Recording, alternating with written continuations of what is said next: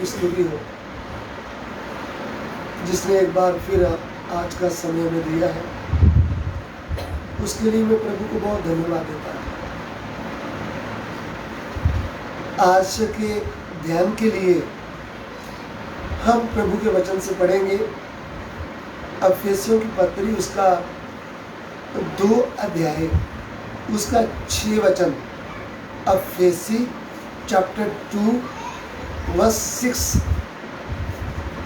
इफिसियों की पत्री 2:6। ਅਤੇ ਉਹਨੇ ਸਾਨੂੰ ਉਸ ਦੇ ਨਾਲ ਉਠਾਇਆ ਅਤੇ ਸਾਨੂੰ ਮਸੀਹ ਯਿਸੂ ਵਿੱਚ ਸੁਰਗੀ ਥਾਵਾਂ ਤੇ ਉਸ ਦੇ ਨਾਲ ਬਿਠਾ ਲਿਆ। और मसीह यीशु में उसके साथ उठाया और स्वर्गीय स्थानों में उसके साथ बैठाया। यहाँ पे पौलुस प्रेरित इफिसस शहर में रहने वाले मसीह भाई बहनों को ये चिट्ठी लिखता है और उनको याद दिलाता है कि हम लोग कहाँ थे और कैसे परमेश्वर ने हमको उठाया और उसके साथ बिठाया। ये 2 बातें इस वचन में हम देखते हैं। सो प्रभु के नाम की स्तुति हो। उठाया और बिठाया। उठाने का मतलब जो गिर जाता है उसको सहारा देकर उठाया जाता है। गिरना भी, हम शरीर की बात करेंगे तो इस पृथ्वी में कई प्रकार से लोग गिर जाते हैं। जब बारिश होती है तो पांव फिसल गया तो मनुष्य गिर जाता है। जब हम चलते हैं रोड पर, केले का छिलके के ऊपर पांव आ गया तो मनुष्य गिर जाता है। जब हम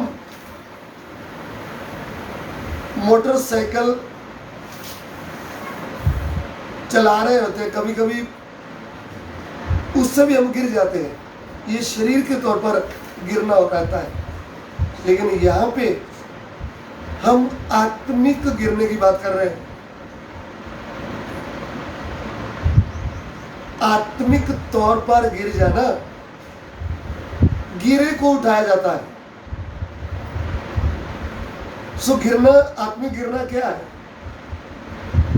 हमने जीवित परमेश्वर के ऊपर विश्वास छोड़ दिया। हम बाबा जादूगरों के पास चले गए पूछताछ करने, तो हम विश्वास से गिर गए। यदि हम परमेश्वर के पवित्र वचन के ऊपर बने नहीं रहते तो हम पवित्रता से गिर गए।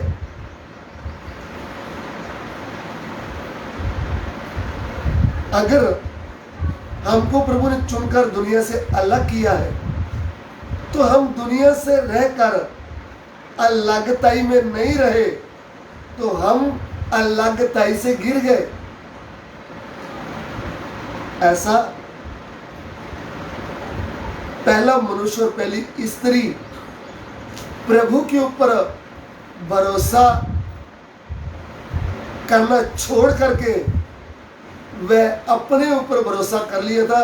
इसलिए पहला मनुष्य, पहली स्त्री परमेश्वर के ऊपर किए हुए विश्वास से गिर गए थे।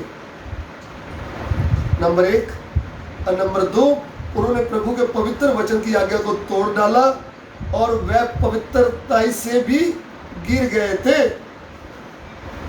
नंबर 3, उन्होंने परमेश्वर की पवित्र आज्ञा को ना मानते हुए सांप की बातें सुनकर वे बहकाए गए थे और बहकाने के कारण उन्होंने अपने ही परमपिता परमेश्वर का विरोध किया और उनके विरोध में उन्होंने उनके पवित्र आज्ञा को तोड़ डाला। सो उस कारण वह परमेश्वर के विरुद्ध पाप किया, और जिस स्थान में प्रभु ने उनको रखा था, अदन के वाटिका में, स्पेशल जगह में, उधर से वो गिर गए। प्रभु ने उनको निकाल दिया था उधर से। फिर वो अशुद्ध होकर चलते रहे। जैसे पहला मनुष्य, पहली स्त्री प्रभु की दृष्टि से गिर गए पाप में, उनके द्वारा पूरी दुनिया आगे बढ़ी और 41 पीढ़ियां पाप में गिरी पड़ी रही। कोई भी उनको उठाने वाला नहीं था।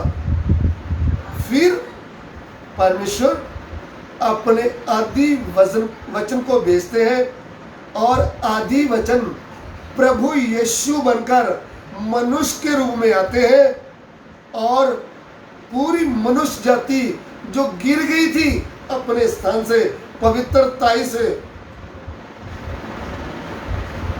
और शैतान की गुलाम, पाप की गुलाम, मृत्यु की गुलाम और शराब की गुलाम बन गई थी, उनको छुड़ाने के लिए और पाप की दलदल से शुद्ध करने के लिए परमेश्वर का पवित्र वचन प्रभु यीशु मनुष्य बनकर आते हैं और क्रूस के ऊपर अपना प्राण दे देते हैं। उनका जो पवित्र लहू क्रूस के ऊपर बहाया गया, उस पवित्र लहू से पूरी मनुष्य जाति के पाप का छुटकारा होता है। और उन्होंने जो आत्मा और प्राण उनका तड़फने वाली आग में गया, उन्होंने मृत्यु दंड का स्वाद चखा, पूरी दुनिया की मृत्यु अपने ऊपर ले ली। मृत्यु के कारण उनको अधोलोक में जाना पड़ा, और अधोलोक से पाप में गिरने वाले आत्मा को उठाया। हम प्रभु के वचन से पढ़ेंगे भजन संहिता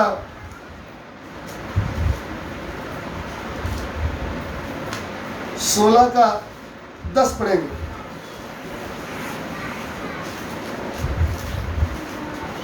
जबूर 16 की 10। क्यों जो तू मेरी जान नू पताल विच ना छड्डेगा, ना अपने पवित्र पुरख नू गौर वेखण देवेगा। यहाँ पे प्रभु यीशु के विषय में भविष्यवाणी की गई है। इस वचन को हम दूसरी तरीके से देखेंगे तो अब प्रेरितों के काम निकालें।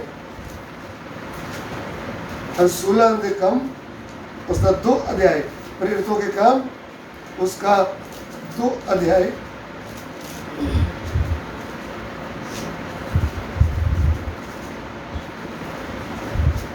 उसका 31 और 32 वचन हम देखेंगे।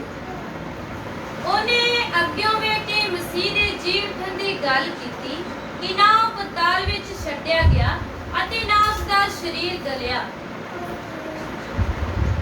आगे ਉਸੇ ਯਿਸੂ ਨੂੰ ਪਰਮੇਸ਼ਰ ਨੇ ਜਿਉਂਦਾ ਉਠਾਇਆ, ਜਿਹਦੇ ਅਸੀਂ ਸਭੋ ਗਵਾਹ ਹਾਂ। आमीन। हिंदी में भी पढ़ेंगे। उसने होने वाली बात को पहले ही से देखकर मसीह के जी उठने के विषय में भविष्यवाणी की कि ना तो उसका प्राण अधोलोक में छोड़ा गया और ना उसकी देह सड़ने पाई। ध्यान से सुन लीजिए। उधर हमने भजन संहिता में दाऊद के विषय में पढ़ा है। दाऊद प्रभु यीशु के विषय में भविष्यवाणी करता है।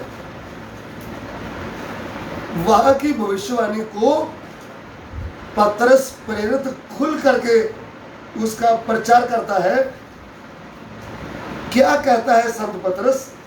एक बार फिर हम वही वचन पढ़ेंगे, प्रेरितों के काम 2 का 31। उसने होने वाली बात को पहले ही से देखकर मसीह के जी उठने के विषय में भविष्यवाणी की। दाऊद ने पहले ही आत्मा में देखकर मसीह के जी उठने के बारे में ये भविष्यवाणी की कि ना तो उसका प्राण अधोलोक में छोड़ा गया। ध्यान से सुन लीजिए। ना तो उसका प्राण अधोलोक में छोड़ा गया। और ना इसका उसकी हाँ, और ना उसकी देह सड़ने पाई। ना ही उसकी देह सड़ने पाई। इस बात को हम समझेंगे तो प्रभु यीशु को जब क्रूस के ऊपर चढ़ाया गया, उस समय दोपहर से लेकर तीसरे पहर तक अंधेरा रहा। उस वचन को हम समझ रहे हैं तो लूका सुसमाचार में हम आएंगे। लूका सुसमाचार 24 अध्याय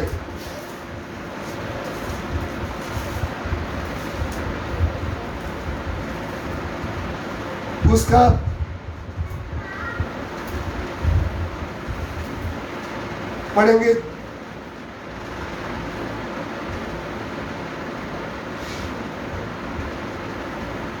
44। ਤਾਂ ਉਸਨੇ ਉਹਨਾਂ ਨੂੰ ਆਖਿਆ, ਇਹ ਮੇਰੀਆਂ ਉਹ ਗੱਲਾਂ ਹਨ ਜਿਹੜੀਆਂ ਮੈਂ ਤੁਹਾਡੇ ਨਾਲ ਹੁੰਦਿਆਂ ਹੋਇਆਂ ਤੁਹਾਨੂੰ ਆਖੀਆਂ। ਭਈ ਉਹਨਾਂ ਸਭਨਾਂ ਗੱਲਾਂ ਦਾ ਪੂਰਾ ਹੋਣਾ ਜ਼ਰੂਰ ਹੈ ਜੋ ਮੂਸਾ ਦੀ ਤੁਰੇਤ ਅਤੇ ਨਬੀਆਂ ਦੇ ਪੁਸਤਕਾਂ ਅਤੇ ਜ਼ਬੂਰਾਂ ਵਿੱਚ ਮੇਰੇ ਹੱਕ ਵਿੱਚ ਲਿਖੀਆਂ ਹੋਈਆਂ ਹਨ। हिंदी में फिर उसने उनसे कहा, ये मेरी वह बातें हैं जो मैंने तुम्हारे साथ रहते हुए तुमसे कही थी कि अवश्य है कि जितनी बातें मूसा की व्यवस्था और भविष्यद्वक्ताओं और भजनों की पुस्तकों में मेरे विषय में लिखी हैं सब पूरी हों। जितनी भी भविष्यवक्ताओं ने मेरे विषय में बातें लिखी वो क्या जाए पूरी। अभी लूका 23 का हम 44 पढ़ेंगे।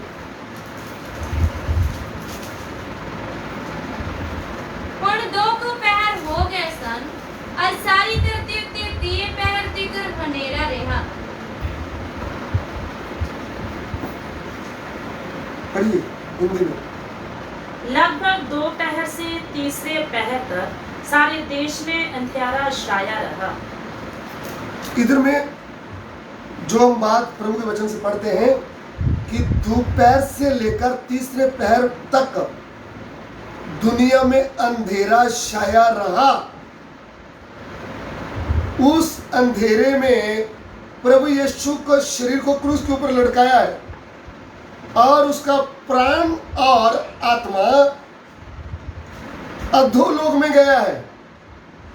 क्योंकि दाऊद भविष्यवक्ता कहते हैं कि ना तो उसका प्राण अधोलोक में छोड़ा गया। इसका मतलब अधोलोक में प्राण नहीं छोड़ा गया तो अधोलोक में कौन गया है? उसका प्राण गया है। और फिर हम पौलुस प्रेरित के बारे में पढ़ते हैं तो वो कहते हैं कि उन्होंने सब मनुष्यों के लिए मृत्यु का क्या चखा, स्वाद चखा। उसके लिए हम पढ़ेंगे इब्रानियों की पत्री 2 अध्याय उसका 9 वचन 9 और 10।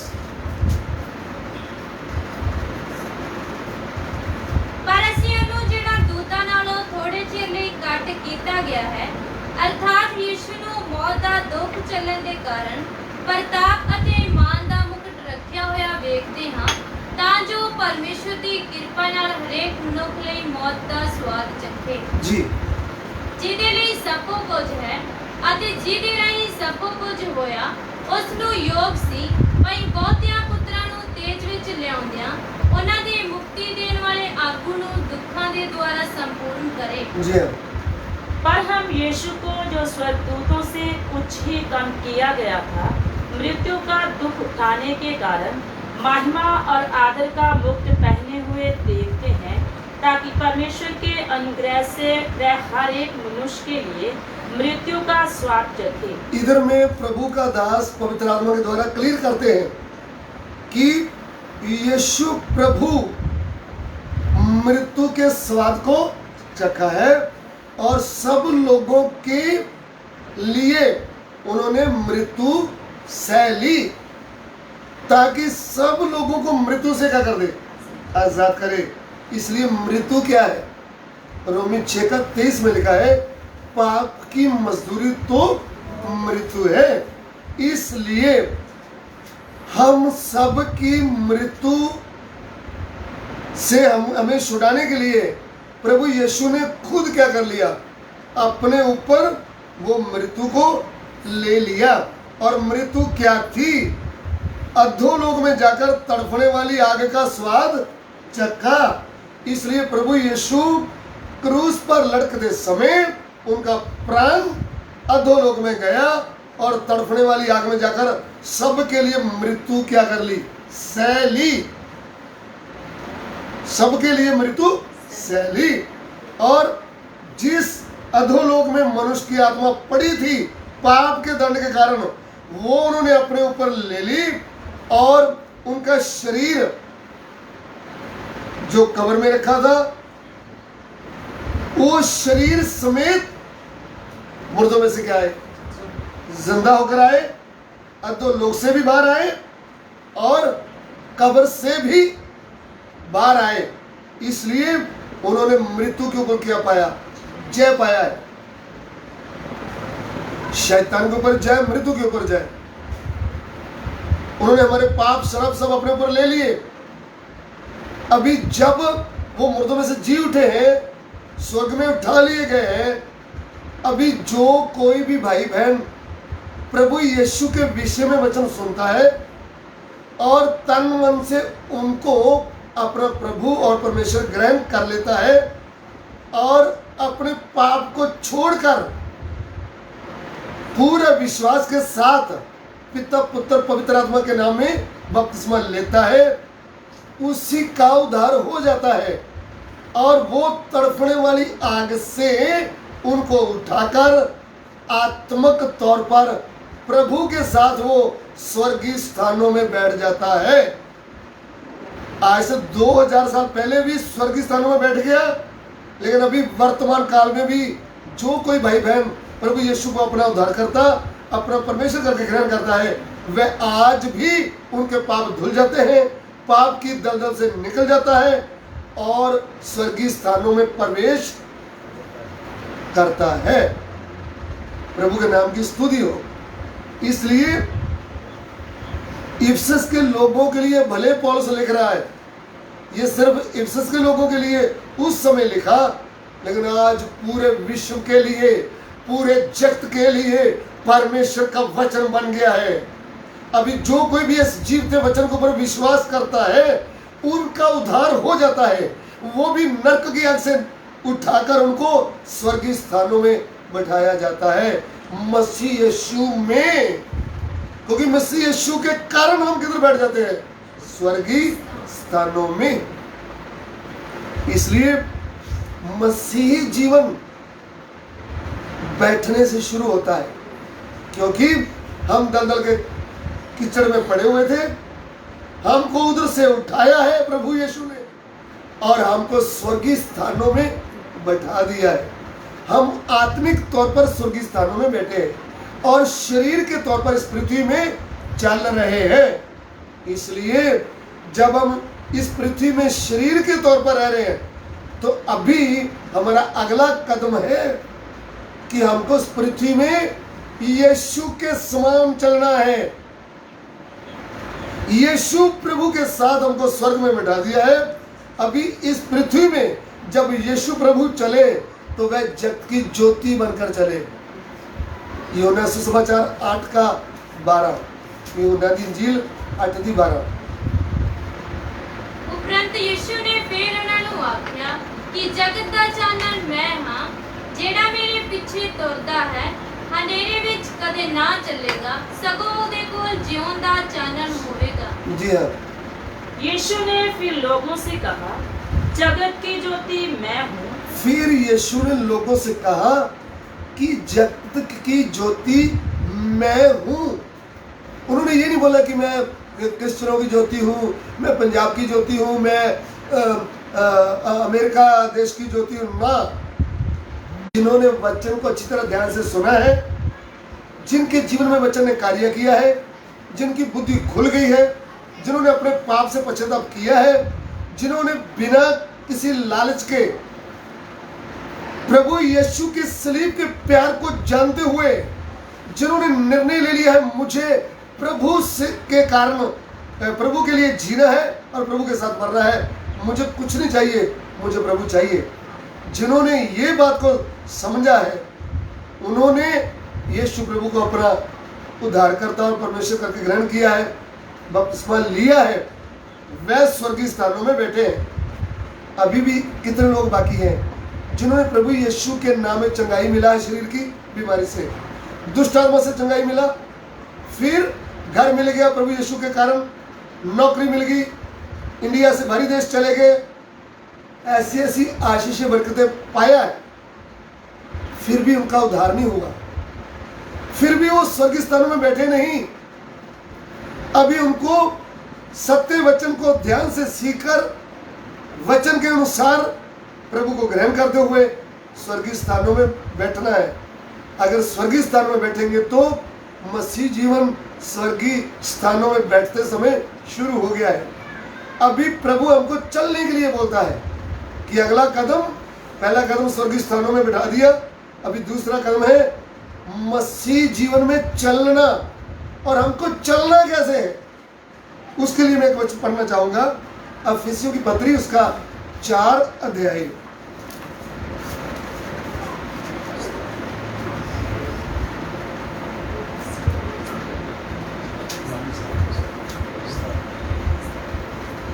उसका 17 वचन। उपरंत मैं ਇਹ ਆਖਦਾ ਹਾਂ ਅਤੇ ਪ੍ਰਭੂ ਵਿੱਚ ਗਵਾਹ ਹੋ ਕੇ ਤਕੀਦ ਕਰਦਾ ਹਾਂ ਜੋ ਤੁਸੀਂ ਅਗਾਹਾਂ ਨੂੰ ਅਜਿਹੀ ਚਾਲ ਨਾ ਚੱਲੋ ਜਿਵੇਂ ਪਰਾਈਆਂ ਕੌਮਾਂ ਵੀ ਆਪਣੀ ਬੁੱਧ ਤੇ ਵਿਥਾਪੁਣੇ ਨਾਲ ਚੱਲਦੀਆਂ ਹਨ। हिंदी में इसलिए मैं ये कहता हूँ और प्रभु में आग्रह करता हूँ कि जैसे अन्य जातियाँ लोग अपने मन की अनर्थ रीति पर चलते हैं, तुम अब से फिर ऐसे ना चलो। देखिए, हम संडे को चर्च में जाते हैं, चर्च में जाना चाहिए, आप बाइबल पढ़ते हैं, पढ़ना चाहिए, आप वचन सुनते हैं, सुनना चाहिए, आप गवाही देते हैं कि मुझे प्रभु में आते हुए 10 साल हो गए, प्रभु में आते 5 साल हो गए, अच्छी बात है, गवाही भी देना चाहिए। लेकिन यहाँ पे पौलुस प्रेरित कहता है कि मसीह ने जब आपके पाप की गंदगी धो दिया, आपको शुद्ध कर दिया, आप दलदल, पाप के दलदल में पड़े हुए थे, आप पत्थर, लकड़, मिट्टी, मरों की पूजा कर रहे थे, बड़ा चौधरी बन करके झंडा उठा करके आगे के चलते थे, सच्चाई तो मालूम नहीं था, मरों के लिए बड़ा जलन से चलते थे। लेकिन जब प्रभु का अनुग्रह हो गया, आपको जीवित परमेश्वर का पता चल गया, तो अभी आपको कैसे चलना है? अन्य जातियों की तरह व्यर्थ बातों में नहीं चलना, उनको जीवित परमेश्वर का ज्ञान नहीं, वो तो भक्ति बहुत करते हैं, नंगे पांव चलते हैं, लेकिन झूठ बोलते हैं, चोरी करते हैं, विचार करते हैं, लालच करते हैं, बुरी दृष्टि से देखते हैं, मोबाइल में उल्टी सीधी बातें देखते हैं, खेलते हैं मोबाइल के साथ। उनको जीवित परमेश्वर का पवित्रता का ज्ञान नहीं है। लेकिन आपके अंदर तो रोशनी आई, आपको तो मसीह ने नई सृष्टि बना दिया है, आपके पाप की गंदगी को धो करके जीवते वचन से आपको जन्म दे दिया है, पवित्र आत्मा का शाप आपको ऊपर लगा दिया है। अभी आपको इस संसार में कैसे चलना है? अन्य जातियों की तरह नहीं, मसीह यीशु की तरह ज्योति की संतान के जैसे चलना है। अभी हमको चलने की बात बोल रहा है। क्या आप ज्योति की संतान बनकर चल रहे हैं मसीह जीवन में, या ऐसे ढीले ढाले, कभी मन किया प्रार्थना कर ली, कभी मन किया कभी एक बाइबल का पेज पढ़ लिया, नहीं तो पूरा दिन काम में लगे रहे, कार में फोन लगा दिया, बिजनेस में पड़े रहे, जब प्रार्थना वचन नहीं कर रहे, सही तरीके से प्रभु का आत्मिक भोजन नहीं खा रहे, तो आप आत्मा में कमजोर हो जाएंगे। फिर आप दुनिया की तरह चलेंगे। जैसे दुनिया गाली देती है, आप भी गालियां निकालेंगे। जैसे दुनिया क्रोध करती है, आप भी क्रोध करेंगे। जैसे दुनिया मारपीट करती है, आप भी मारपीट करेंगे। जैसे दुनिया लूटती है, आप भी लोगों को लूटने का काम करेंगे। कदम कदम पर झूठ बोलना शुरू कर देंगे। ये मसीह जीवन नहीं है, ये मसीह जीवन में चलना नहीं है। इसलिए के लोगों को बड़े तरीके से प्रभु के दास लिख कर बोल दिया है, तो हमने आगे कैसे चलना है। अभी हम 25 वचन 4 का 25 पढ़ेंगे। इसलिए ਤੁਸੀਂ ਝੂਠ ਨੂੰ त्याग के हरेक अपने गुआंढी ਨਾਲ सच बोलो ਕਿਉਂ ਜੋ ਅਸੀਂ ਇੱਕ ਦੂਜੇ ਦੇ ਅੰਗ ਹਾਂ। जी हाँ, इस कारण झूठ बोलना छोड़कर हर एक अपने पड़ोसी से सच बोले, क्योंकि हम आपस में एक दूसरे के अंग हैं। मसीह जीवन में कैसे चलना, अभी लिखा इसलिए पहले हमने पढ़ा है कि अन्य जातियों की तरह नहीं चलना, उनको पवित्र परमेश्वर का ज्ञान नहीं, वे अपनी बुद्धि से व्यर्थ बातों में चलते हैं। हम मसीह बन करके अन्य जातियों की तरह चलेंगे, उनके जैसे खाएंगे, उनके जैसे पिएंगे। कितनों का तो पेट ही परमेश्वर है, उनको बच्चे का फीस मिले ना मिले, पड़ोसी को पैसा दिया जाए ना दीजिए, पेट को ही परमेश्वर मान लिया है। पेट की जरूरतें पूरी होनी है, इतना भोजन इसको चाहिए, इतने इसको कपड़े चाहिए, ऐसे ऐसी इसकी जरूरतें। सो प्रिय भाइयों बहनों, जो प्रभु में नहीं है वो तो अपनी ही पेट की जरूरतों के लिए जीते हैं, लेकिन जो मसीह में है उन्होंने पेट के लिए नहीं जीना, जीने के लिए खाना है। खाने के लिए नहीं जीना, जीने के लिए खाना। और यहाँ पे लिखा है, पहले तुम झूठ बोलते थे जब प्रभु को नहीं जानते थे, अभी तुम झूठ को छोड़कर अपने पड़ोसी से क्या बोलने का है? सच बोलने का है। अपने भाई से सच बोलने का है, अपने माता पिता से सच बोलने का है, अपनी पत्नी के साथ सच बोलने का है, आपके बच्चों के साथ सच बोलने का है। यह है मसीह जीवन। आप किधर जा रहे हैं, किधर आ रहे हैं, आप क्या करते हैं, आपके मोबाइल में क्या कर आपने छुपा के रखा है, वो उसको ना छुपाते हुए आप मसीही बनकर आपको कोई भ्रम भय ना होने पाए, आप सीधा सीधा चले और मसीह जीवन में दूसरों के लिए एक नमूने का जीवन बताएं। इसलिए मसीह में जितने भी भाई बहन हैं वो कभी झूठ नहीं बोलते होंगे, लेकिन जब गवाही देते हैं तब झूठ बोल देते हैं, गवाही को लंबा चौड़ा कर बता देते हैं। सुप्रिय भाई बहनों, जितना काम आपके जीवन में हुआ ना उतना ही बताओ, उसको बढ़ा के भी ना बोलो और कम करके भी ना बोलो। कभी कभी काम थोड़ा होता है, हम बहुत बड़ा काम बोलते हैं, बहुत सेवा बढ़ गई है, ऐसा हो गया वैसा हो गया है, वो भी तो एक झूठ है ना, ज़्यादा बढ़ाकर बोलेंगे तो। इसलिए प्रभु का वचन क्या कहता है, तुम झूठ को छोड़कर हर एक अपने पड़ोसी से क्या बोले? सच बोले। अपनी वाइफ से सच बोले, अपने पति से सच बोले, अपने बच्चों से सच बोले और अपने भाई बहनों से भी क्या बोले? सच बोले। फिर आगे हम पढ़ेंगे 28 वचन। चोरी करने वाला अगाहां नूं चोरी ना करे, सगों अपने हथी मेहनत करके भला काम करे, भई जिन्हों लोड़ है ਉਹਨੂੰ ਵੰਡ ਦੇਣ ਲਈ ਕੁਝ ਉਹਦੇ ਕੋਲ ਹੋਵੇ। जी, चोरी करने वाला फिर चोरी ना करे। देखिए मसीह जीवन में कैसे चलना है। पहले हम हाथ की सफाई करते थे, मिठाई अगर चोरी कर लिया, मोबाइल मिल गया चोरी कर लिया, बाहर खेती में गए किसी का कच्ची सब्जी तोड़ कर ले आए, किसी का लकड़ी उठा के ले आए, किसी की दुकान से जेवर देखने गए जेवर उठा के लाए, किसी की पुरानी उधर नई चप्पल पड़ी थी, अपनी पुरानी उधर छोड़ करके नई उठा कर ले। पहले हम ऐसे ही करते थे जब प्रभु को नहीं जानते थे। अगर आप प्रभु को जानने के बाद भी ऐसा ही देखते हैं, वो पता नहीं चला ये बढ़िया वाली चप्पल मैंने डाल ली और पुरानी वाली इधर ही रहेगी, आपको पता तो है, लेकिन आपने 100-200 रुपए का क्या कर लिया? लालच कर लिया है। इसलिए मसीह जीवन क्या है? अरे 1000 रुपए की चप्पल उधर पड़ी है, कोई भूल से छोड़ गया तो भी आप विश्वासी हैं, तो आप उस चप्पल को नहीं उठाना, जो आपकी चप्पल है वो ही आप लेकर आए। कितनी बार बड़ी बड़ी कन्वेंशनें होती है, बड़ी भीड़ होती है, लोग अपनी वस्तु को भूल जाते हैं, खाली वो भी चप्पल को जानबूझकर दूसरे की बढ़िया उठा कर ले जाते हैं और अपनी फटी उधर छोड़ जाते हैं। ऐसा भी तो पाप है ना। आप मसीह जीवन में चल रहे हैं, किसी का बढ़िया मोबाइल उठा लिया, अपना मोबाइल उधर छोड़ दिया, आपने तो चालाकी कर दी, लेकिन आप मसीह जीवन में सही नहीं चल रहे।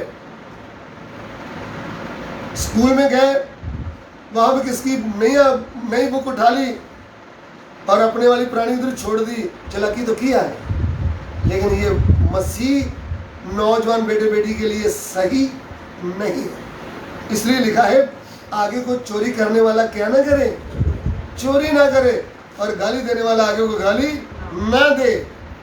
और गुस्सा करने वाला, पहले हम बहुत गुस्सा करते थे, 4-4 दिन पत्नी से बात ही नहीं करते थे, 4-4 दिन पत्नी भी बात ही नहीं करती थी, ठीक है मैं आपसे बात नहीं करूंगी। लेकिन जब मसीह में आए उस समय प्रभु का वचन क्या कहता है, उसके लिए हम पढ़ लेंगे 4:26, अफेसी 4:26। ਤੁਸੀਂ ਗੁੱਸੇ ਤਾਂ ਹੋਵੋ ਪਰ ਪਾਪ ਨਾ ਕਰੋ, ਸੂਰਜ ਤੁਹਾਡੇ ਕ੍ਰੋਧ ਤੇ ਨਾ ਡੁੱਬ ਜਾਵੇ ਅਤੇ ਨਾ ਸ਼ੈਤਾਨ ਨੂੰ ਥਾਂ ਦਿਓ। जी हाँ, क्रोध तो करो पर पाप मत करो, क्रोध तो करो पर पाप मत करो। सूर्य अस्त होने तक तुम्हारा क्रोध ना रहे जी, और ना शैतान को अवसर दो। कितने विश्वासी भाई बहनों ने ये वचन ध्यान से सुना ही नहीं, और सुना भी होगा तो माना ही नहीं, इस वचन के अनुसार हम चले ही नहीं। तुम क्रोध तो करो, लेकिन वो क्रोध मन में, जैसे हम मिठाई का डब्बा फ्रिज में लगा कर रखते ना, ऐसे ना रखो। मन में क्रोध रख लिया तो 4 दिन आपने विश्वासी भाई से बात ही नहीं किया, बहन से बात ही नहीं किया, पड़ोसी से बात ही नहीं किया, पत्नी से बात ही नहीं किया, पति से बात ही नहीं किया, पास्टर से बात ही नहीं किया, संगति में आए उठकर गुस्से से पीछे के पीछे वापस चले गए। यहाँ पे क्या लिखा है, तुम क्रोध तो करो लेकिन पाप मत करो। पाप कब होगा, जब आप अपना क्रोध मन में रख लोगे, जब दूसरे के लिए जलन रख लोगे, वो आपके लिए पाप बन जाएगा। कहन ने तो यही काम किया, जो आदम का बेटा था, उसने अपने भाई के लिए मन में जलन रख लिया, लेकिन समय आया उसने भाई को थप्पड़ नहीं मारा, लाठी से नहीं मारा, जान से मार डाला। उनके अंदर का जो क्रोध था वो मर्डर बन गया, वो कत्ल का काम हो गया, और उनको परमेश्वर का दंड मिला। उनको परमेश्वर बोला तू पृथ्वी में भागता ही रहेगा, तुझे कभी शांति नहीं मिलेगी। इसलिए मन में क्रोध रखा है तो हम प्रभु के विरोध में पाप कर देते हैं। जब हमें क्रोध आता है तो सूर्य अस्तने के पहले, यानी सुबह सूर्य चढ़ता है, दिन हो जाता है, फिर सूर्य अस्त हो जाता है तो रात पड़ती है। रात पड़ने से पहले आपके क्रोध को खत्म करते हुए, एक दूसरे को क्षमा करते हुए, एक माने के जान होकर प्रार्थना करना है। नहीं तो शैतान आपके दिमाग में घुस जाएगा, नहीं तो शैतान आपके घर में घुस जाएगा, नहीं तो शैतान आपके जीवन में घुस जाएगा, फिर आप मसीह जीवन में चल नहीं पाओगे।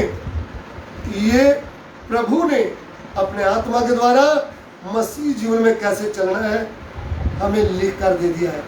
अभी एक वचन और पढ़ूंगा, अफेसियों की पत्री 4:29। ਕੋਈ ਗੰਦੀ ਗੱਲ ਤੁਹਾਡੇ ਮੂੰਹੋਂ ਨਾ ਨਿਕਲੇ, ਸਗੋਂ ਜਿਵੇਂ ਲੋੜ ਪਵੇ ਉਹ ਗੱਲ ਨਿਕਲੇ ਜਿਹੜੀ ਹੋਰਨਾਂ ਦੀ ਉਨਤੀ ਲਈ ਚੰਗੀ ਹੋਵੇ, ਭਈ ਸੁਣਨ ਵਾਲਿਆਂ ਤੇ ਕਿਰਪਾ ਹੋਵੇ। जी, कोई गंदी बात तुम्हारे मुंह से ना निकले। जब प्रभु ने मसीह यीशु में हम स्वर्गीय स्थानों में बैठ गए, तब हमारे मुंह से कोई गंदी बात निकलना नहीं चाहिए। हमारे मुंह से क्या निकलना चाहिए?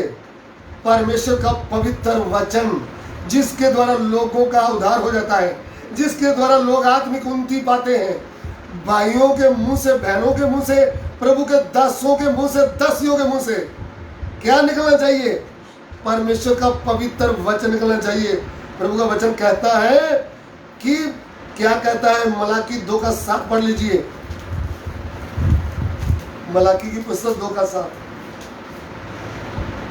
क्योंकि याजक को चाहिए कि क्योंकि याजक को ये चाहिए कि वे अपने होठों से ज्ञान की रक्षा करे, वे अपने होठों का ध्यान रखे और अपने मुंह से निकलने वाली बातों का ध्यान रखे। जी, और लोग उसके मुंह से व्यवस्था पूछे, उसके मुंह से प्रभु की व्यवस्था निकले। आज कितने याजक हैं नए नियम के,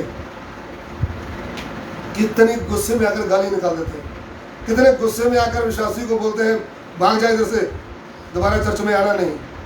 कितने विश्वासियों के साथ क्रोध करके बैठे हैं, कितने विश्वासियों को बुरा भला बोल देते हैं। यहाँ पे क्या लिखा है?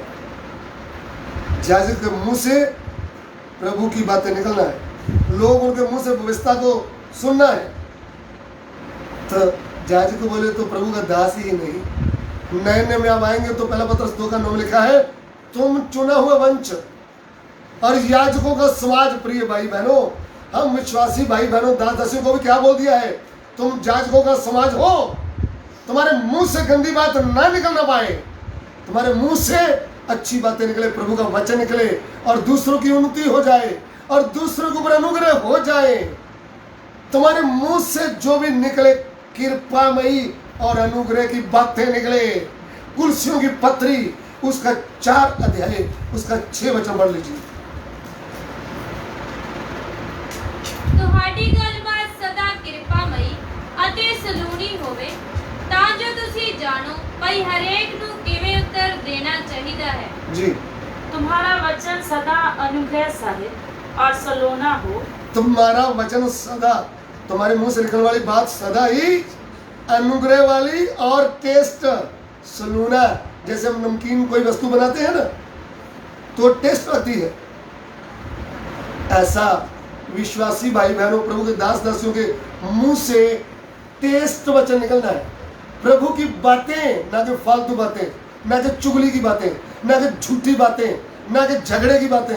क्या निकलना है? अनुग्रह की बातें, परमेश्वर के वचन की बातें, पवित्र आत्मा के द्वारा बुद्धि और समझ की बातें निकलना है। यह है मसीह जीवन। सो मसीह जीवन में कैसे चलना है आज प्रभु ने हमें सिखाया है। आइए हम सिरों को झुकाएं और इस वचन के ऊपर ध्यान करें कि क्या मैं मसीह जीवन में चल रही हूँ या चल रहा हूँ, सही चल रहा हूँ या नहीं चल रहा हूँ।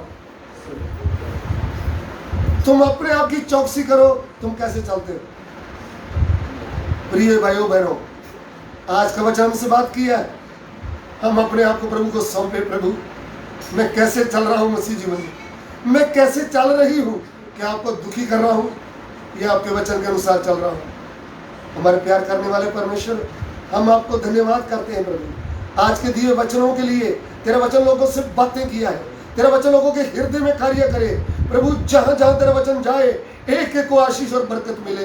प्रभु, हम अपने जीवन को सोच पाए मसीह जीवन क्या है। पहला कदम मसीह जीवन बैठने से शुरू होता है, दूसरा कदम मसीह जीवन चलना है, चलने से शुरू होता है, तीसरा कदम मसीह जीवन खड़ा होने से शुरू होता है। प्रभु, समय आएगा तो हम कैसे खड़े होना है, किसके आगे खड़ा होना है। प्रभु, शैतान की शक्तियों के सामने खड़ा होना है। प्रभु, इन सब वचनों के लिए तेरा धन्यवाद। आशीष और बरकत दो। सब बातों को तेरे हाथ में सौंपते हैं पिता, विनती को ग्रहण कीजिए यीशु मसीह के पवित्र नाम से मांगते हैं, आमीन। अब हमारे पिता का प्रेम, प्रभु यीशु मसीह का अनुग्रह, पवित्र आत्मा की से भागता अब से लेकर तमाम पवित्र लोगों के साथ होती रहे, आमीन।